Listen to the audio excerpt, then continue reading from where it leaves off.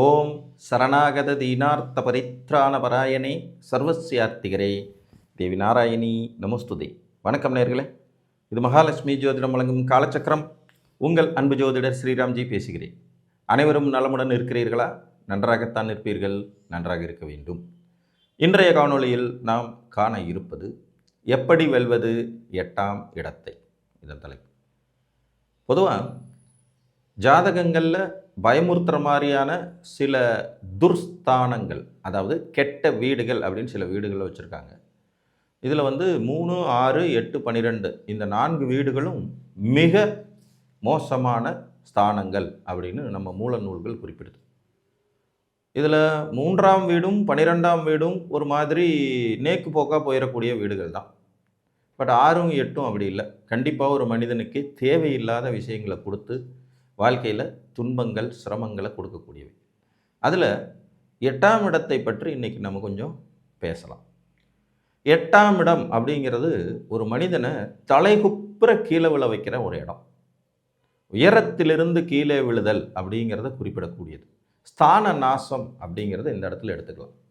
நல்லா போயிட்டுருக்கிற வாழ்க்கையில் திடீர்னு ஏற்படக்கூடிய ஒரு பிரேக் டவுன் மாதிரி தான் 8.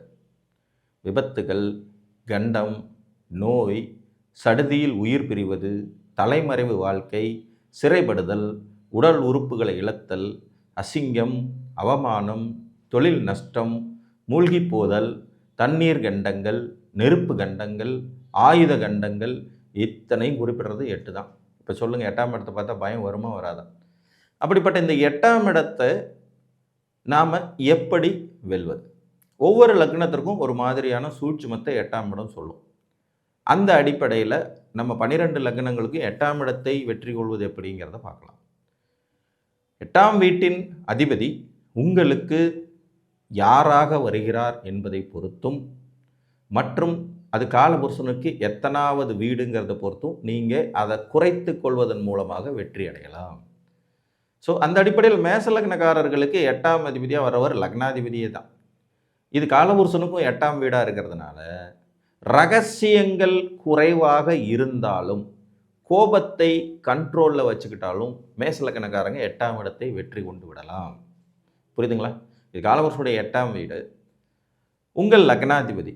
அதனால் லக்னாதிபதியை நீங்கள் தான்ங்கிறதுனால நீங்கள் எப்படி இந்த இடத்தை வெற்றி கொள்ளணும்னா, இது ரகசியமான வீடுங்கிறதுனால ரகசிய நடவடிக்கைகள் இல்லாதிருப்பதும், ஒரு திறந்த புத்தகமாக வெளிப்படையான மனிதராக இருக்கிறதும், செவ்வாயினுடைய காரகத்துவமான கோபத்தின் தன்மைகளை குறைவாக வைத்துக் கொள்வதும், பூமி சம்பந்தப்பட்ட விஷயங்கள் மற்றும் சகோதர வர்க்க உறவுகள் இந்த இடத்துல தெளிவான நேர்மையான நேர்மறையான சிந்தனைகளை வச்சுக்கிறதும் நீங்கள் 8ஆம் இடத்தை வெற்றி கொள்ளும் சூட்சுமம். ரிஷபலக்கணக்காரங்களுக்கு 8ஆம் இடமாக வரக்கூடியது காலபுருஷனுடைய 9வது வீடு. ரொம்ப முக்கியமான பாக்கிய அதிர்ஷ்ட வீடு. ஆனால் இவங்களுக்கு அது அட்டமஸ்தானம். இந்த வீட்டுக்கு அதிபதி குரு. அப்போ தகப்பனாதி வர்க்கத்தின் மூலமாக ஏற்படக்கூடிய சில சிக்கல்களை சரியாக கையாள்வது உங்களுக்கு ரொம்ப அவசியம். குழந்தைகள் விஷயத்தில் சரியான முடிவுகளை எடுக்க வேண்டியது அவசியம். இதில் எச்சரிக்கையுடன் கவனத்துடன் இருக்க வேண்டியது அவசியம். பணத்தை கையாள்வது, நீங்கள் ஒருத்தரை குருவாக தேர்ந்தெடுக்கிறது, இந்த விஷயங்களில் தான் நீங்கள் அதிகமாக தப்பு பண்ணுவீங்க. குரு காலபுருஷனுக்கு 9ஆம் வீட்டு அதிபதி, உங்களுக்கு 8ஆம் அதிபதிங்கிறதுனால பண விஷயத்தில் தப்பாக முடிவெடுக்கிறது, சீட்டு போட்டு ஏமாறுறது, யாரையாவது நம்பி ஏமாறுறது, யாருக்காவது காசை கொடுத்து ஏமாறுறது, குழந்தைங்களுக்கு ஓவராக செலவழித்து ஏமாறுறது, இந்த மாதிரியான அமைப்புகளில் கவனமாக இருக்கணும். இது காலபுருஷனுடைய 9ஆம் வீடுங்கிறனால தகப்பன் ஸ்தானத்தை குறிப்பிடுறதுங்கிறதுனாலையும் ஆட்டோமேட்டிக்காக தகப்பனாதி வர்க்கத்தின் உறவு முறைகள்லையும் எச்சரிக்கையோடு இருக்க வேண்டியது அவசியம். மிதுன லக்னத்திற்கு 8ஆம் இடமாக வரக்கூடியது தொழில் ஸ்தானம். காலபுருஷனுடைய 10ஆம் வீடு. அந்த வீட்டுக்கு அதிபதியாக வரவர் சனி. உழைப்பு சுரண்டல்கள் ஏற்படும் அமைப்பு இருக்கும். உண்மையான உழைப்பை வெளிப்படுத்தினா வெற்றி கிடைக்கும். ஆனால் அதில் கொஞ்சம் கோக்குமாக்க ஏமாத்துற வேலையை இந்த லக்னம் இயற்கையாகவே செய்யும். அதனாலேயே பிரச்சனைகளை சந்திக்கும். வேலை செய்யும் இடத்தில் நேர்மையான முறையில் இருக்கிறது, ஹார்ட் ஒர்க் இஸ் நெவர் ஃபெயில்ங்கிறது மாதிரி கடின உழைப்பை எப்போதும் வெளிப்படுத்துவது, சக ஊழியர்கள் இடத்துல பரஸ்பரம் வெளிப்படைத்தன்மையாக இருக்கிறது, நீங்கள் என்ன பண்ணிக்கிட்டு இருக்கீங்கிறதையும் உங்கள் கர்மா என்னங்கிறதையும் உங்கள் குடும்பத்தாருக்கு தெரிந்த மாதிரி வெளிப்படையாக வச்சுக்கிறதன் மூலமாக நீங்கள் நன்றாக 8ஆம் இடத்தை வெற்றி கொள்ள முடியும். சனியுடைய காரகத்துவங்கள் மற்றும் காலபுருஷனுடைய 10ஆம் வீடு உங்களுக்கு 8வது ஸ்தானம். சனியோட காரகத்துவங்கள்ட்ட கவனமாக இருக்கணும், வேலையில் கவனமாக இருக்கணும். கடகலக்கணத்திற்கு காலபுருஷ லாபஸ்தானம் 8ஆம் வீடாக வரும். சனி தான் 8ஆம் அதிபதியாக வருவார். அப்போ உழைப்பாளிகளை சுரண்டுதல் பாதகஸ்தானமாக இவங்களுக்கு 8ஆம் இடம் வந்துடுறதுனால, காலபுருஷனுடைய பாதகஸ்தானம் இவங்களுக்கு 8ஆம் இடம் வந்துடுறதுனால அதீதமான லாப நோக்கம் கருதி செயல்படும் போது இவங்க அசிங்க அவமானத்தை சந்திப்பாங்க. அதீதமான லாப நோக்கம் கருதுதலில் சற்று குறைந்து கொள்வது நன்று. உங்களுக்கு 8ஆம் இடங்கிறது நிலைத்த வீடுங்கிறதுனால கண்டிப்பாக நல்ல ஆயுள் பலத்தை சனி பகவான் கொடுப்பாரு, வயோதிகத்தில் வெற்றிகளை கொடுப்பாரு, வயசு போக போக சொத்து சேர்க்கையெல்லாம் கொடுப்பாரு. ஆனால் அதே நேரத்தில் உழைப்பு சுரண்டல் அப்படிங்கிறதும் சனியுடைய காரகத்துவங்கள் ரீதியாக சில பிரச்சனைகளை சந்திப்பதும் பெரிய லாபங்களை விரும்பும் போது நெகட்டிவான பலன்கள் நடக்கிறதும் உங்கள் ஜாதகத்துக்கு உண்டானது. இதை குறைச்சிக்கிட்டால் 8ஆம் இடத்தை வெற்றி கொண்டுதல் முடியும். சிம்மத்திற்கு 8ஆம் இடம் நண்பருடைய வீடான குரு. அவர் 5க்கும் அதிபதி, 8க்கும் அதிபதி. இப்போ இந்த 8ஆம் இடம் விரயஸ்தானமும் அயன சயன போக சுகஸ்தானமாகவும் வந்துடுதுங்கிறதுனால இவர்களை பொறுத்த வரைக்கும் இந்த போக சுகத்தை அனுபவிக்கும் தன்மைகளில் சற்று நிதானம் தேவை. சிம்ம நேச்சராகவே காதல் வயப்படும் தன்மை கொண்டது. இது காலபுருஷனுக்கு 5ஆம் வீடு. காலபுருஷனுடைய 12ஆம் இடம் இவங்களுக்கு 8ஆம் வீடாக வரதுனால ஆட்டோமேட்டிக்காக ரகசிய நடவடிக்கைகள், ரகசிய தொடர்புகள், அயன சயன போகத்துக்கு அதிகமாக செலவழிக்கிறது, உல்லாச சல்லாபங்களில் மூழ்கி திளைப்பது, இதில் எல்லாம் தான் உங்களுக்கு 8ஆம் இடத்தின் பலன்கள் நடக்கும் வாய்ப்புகள் உண்டு.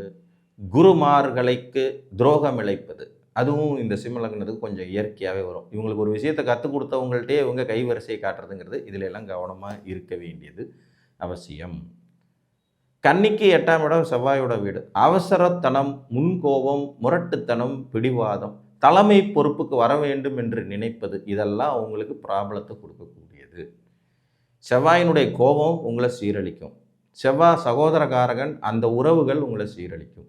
தலைமை பொறுப்புக்கு அதிபதி, அது உங்களை சீரழிக்கும். முன்கோபம், முரட்டுத்தனம், பிடிவாதம் இது உங்களை சீரழிக்கும். அவசர கொடுக்கையாக இருக்கிறதுங்கிறது ஆகவே ஆகாது. நார்மலாகவே புதனுக்கு அந்த குணம் வரும். இதில் செவ்வாயும் 8ஆம் அதிபதியாக சேர்ந்துக்கும் போது ரொம்ப அதீதமாக இருக்கும். நான் தான் எதுக்கெல்லாம் முந்திக்கிட்டு போகிறாங்களோ கண்ணிலக்கணக்காரங்க நல்லா உதவாங்கி திருப்பி வரும். ஸோ இந்த விஷயத்தில் நீங்கள் கவனமுடன் எச்சரிக்கையுடன் இருந்தால் போதும். செவ்வாயுடைய காரகத்துவங்களில் கவனமாக இருக்கணும். முதன்மை அப்படிங்கிற 8ஆம் இடத்துக்கு அது உங்களுக்கு 8ஆம் இடம். நீங்கள் முதல்ல வரணும்னு முந்திக்கிட்டு முன்னாடி வந்தீங்கனாலே பெருசாக சரிவை சந்திக்க போகிறீர்கள்ங்கிறது அர்த்தம். இதை எச்சரிக்கையோடு கையாளணும். கன்னிலக்கணத்திற்கு இந்த மாதிரி வருது. துலா லக்னத்துக்கு லக்னாதிபதியே 8ஆம் இடத்துக்கு அதிபதியாக வந்துடுறாருங்கிறதுனால இவர்களுக்கும் கிட்டத்தட்ட மேசத்திற்கு அது மாதிரி தான். குடும்பத்தில் பொறுப்புகளை வகிப்பதில் ரகசிய நடவடிக்கைகள் கூடாது. காலபுருஷனுடைய குடும்ப தனஸ்தானம் இவங்களுக்கு 8ஆம் இடம். அதுவும் லக்னாதிபதியாக 8ஆம் அதிபதியாக வராருங்கனால வீட்டில் இருக்கிற பெண்கள்கிட்ட ரகசியங்களை மறைக்கக்கூடாது.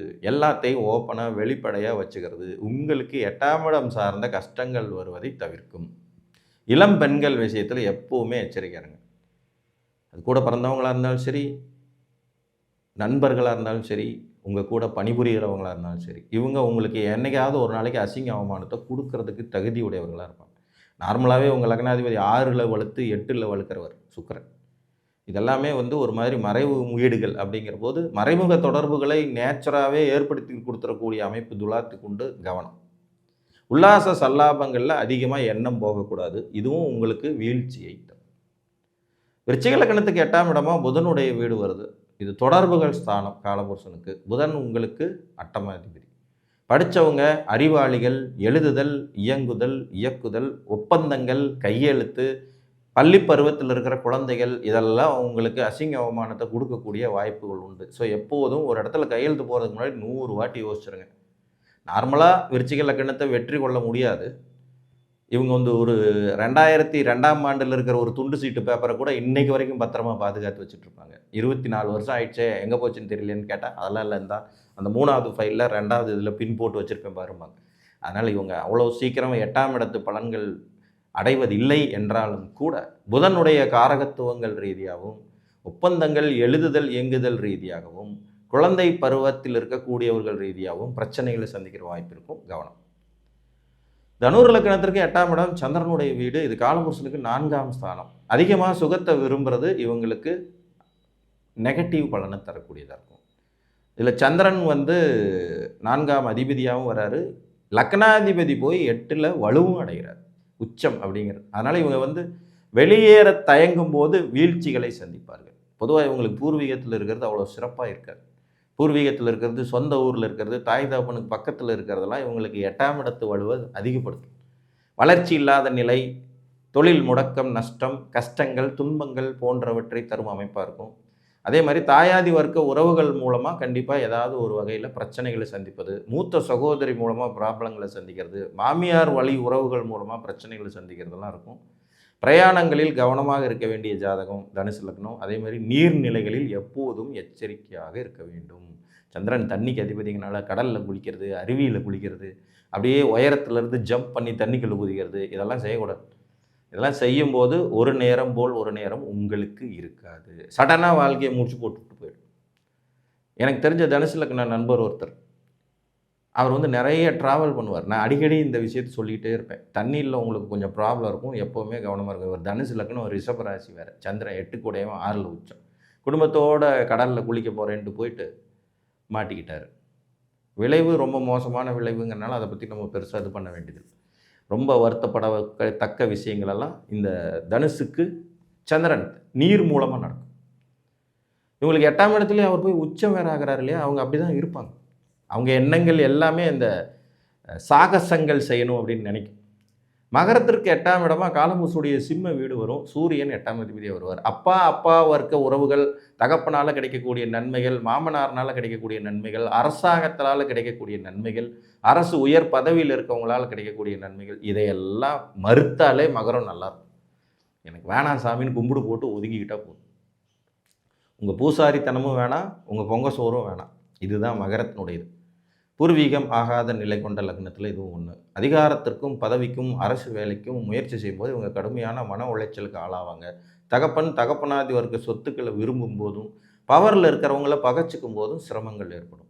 அதே மாதிரி இது காலபுருஷனுடைய 5ஆம் வீடுங்கிறதுனால முறை தவறி காதல் விவகாரங்கள் ஏற்படுறதுக்கு வாய்ப்புள்ள லக்னம் மகரம். கவனமாக இருங்க. உங்களுக்கு காலபுருஷனுடைய தொடர்புகள் ஸ்தானம் 6ஆம் இடமாகவும், காலபுருஷனுடைய காதல் ஸ்தானம் 8ஆம் இடமாகவும் வர்றதுனால இந்த நெகட்டிவ் இருக்கிறதுக்கு வாய்ப்பு இருக்கும். சூதாட்டத்தில் கவனம் கொள்ள வேண்டிய லக்னங்களில் மகரமும் ஒன்று. ஷேர் மார்க்கெட்டு, சூதாட்டம், இதில் எல்லாம் கூட பிரச்சனைகள் வர வாய்ப்பு உண்டு.